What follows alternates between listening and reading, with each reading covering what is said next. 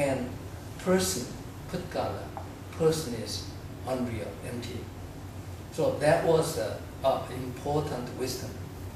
At least real, admitting that there are 75 elements, starting with the body, form, and the sensation, and feelings, and then conceptions, and perceptions, and then impulses, volitional activities, and consciousness. These are 5 aggregates. Then the analysis continues, eventually including space and time, like that. And of the 75 elements, there are 49 elements which are all concerned with the internal state of your mind, like anger, greed, volition, and so on.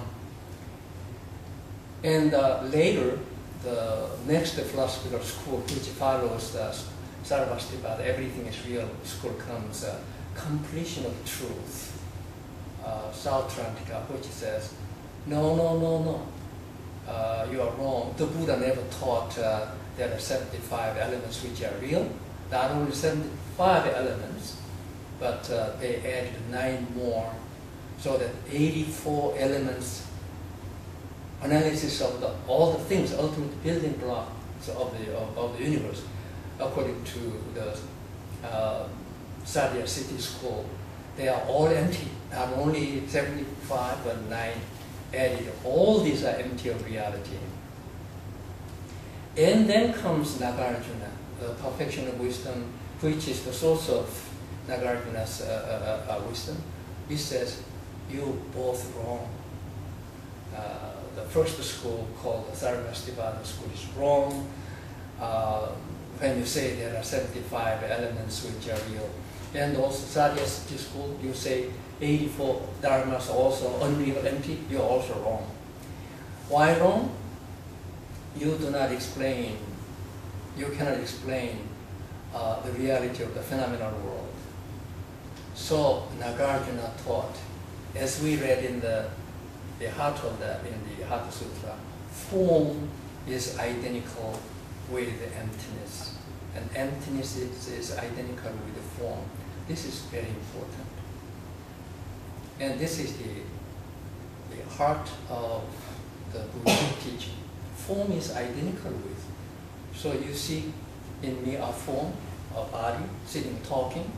I have a form like that, but that is identical with emptiness. What does that mean? There's nothing real. As soon as I say something, you heard it, but it's gone. It doesn't stick. It's gone. And it's like a time. What do you think is the present? Past, present, and future. Is there such a thing as present? As soon as you say present is gone, so present is unreal. And like Aristotle says that now the present is not part of time. Let's leave that philosophical issue out. The point is this: in this space and time, nothing in space and time is real. However, human beings, as long as they are in this world, are attached to those things, what they love, what they desire, and so on, as if they are ultimately real. In order to realize nirvana, you have to realize the emptiness of all these things, on the one hand. On the other hand, as Nagarjuna taught, form is identical with emptiness, but also emptiness is identical with form. And this is harder to understand. How can you say, this desk is empty? If it's empty, if I hit hard, it won't give me pain, right? But if I hit hard, of course it gives me pain. Therefore, it is not ultimately unreal, it's not. So it seems it has a phenomenal reality. However, the point is this: oh yes, there are phenomenal reality. Ultimately, though, nothing in the universe has its own inherent existence. Important. Now, then, what should we do? Since the ultimate truth of the universe is emptiness, meaning emptiness is identical with form, and the form is identical with emptiness. This is, as I mentioned before, what Einstein said. Einstein said, what is the ultimate building block of the universe? He said, emptiness. Then what is the matter? Matter. He said, matter is the providential, temporary condensation of emptiness. Then what is emptiness? Well, dispersion of the condensed emptiness. So it returns to emptiness again. So emptiness is identical with form. Form is identical with emptiness. In between this, we see this marvelous, mysterious dancing of the ultimate reality of the universe. It shows as the phenomenal world, but on the other hand, nothing remains permanently. It disappears, like the waves on the ocean. They arise and disappear, and continuously coming into being of the waves and so on. Now, what has this got to do with our purpose of realizing nirvana in actual daily life, which is rather troublesome, sometimes makes me angry, sometimes makes me simply hopeless, the situations. How could we realize nirvana? What the Buddhism is teaching is this.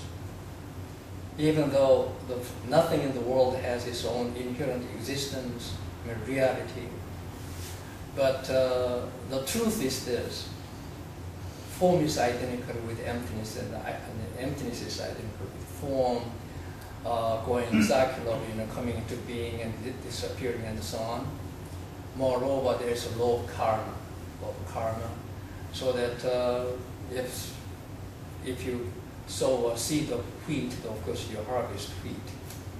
If you sow only wheat, of course you harvest wheat. That we cannot change. How about the hurricane? Well, hurricane also follows the laws of nature. You cannot change it. So we are this time very lucky that we have been lucky many times, very lucky. But it's not because somebody is praying to God, so that God is, those people are living in South Florida praying. No, not because of that. As I mentioned elsewhere, even if 6 billion people all got together and prayed to God once, even to Hurricane Ike, okay, if it's coming on our way, it won't change even if all the 6 billion people pray together. I heard that in Japan there's somebody saying that human mind, human consciousness can really alter the course of the material things. Have you heard of it? Like psychokinesis. You bend the spoon. Somebody saw that in a TV show, right? I think there's a hocus pocus, right? I don't know. However, in Buddhism, we have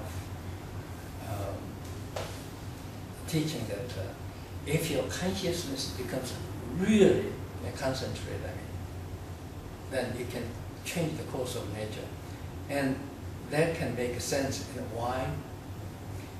Our state of consciousness is totally dependent on our neurons and our head, the brains, right? They are all explained in terms of matter, right? Electromagnetism whatsoever. And if consciousness is the emanation of that electromagnetism in your brain, then certainly it can have certain effect. If it reaches certain extreme, it can have certain effect. Well, that one is yet to be studied. Our concern here